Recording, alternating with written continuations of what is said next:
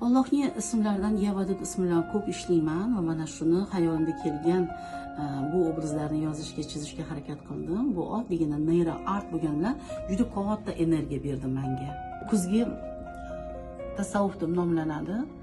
Sevgiga ochilgandan keyin qalbimdagi go'zal hislarimni tabiat bilan hamohanglikda, tabiatni his qilib chizgan rasmim. Bu artga ham, grafikaga ham kirmaydi. Bu oddiy deятельность.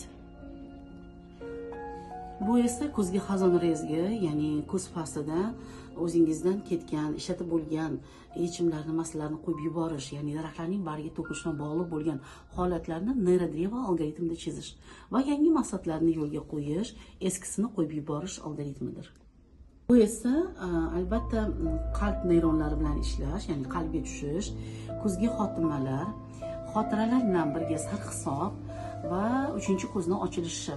Bu algoritm o'zimning mualliflik algoritmim. Mana shu narsani 3 soat meditativ jarayonda ishlaganman.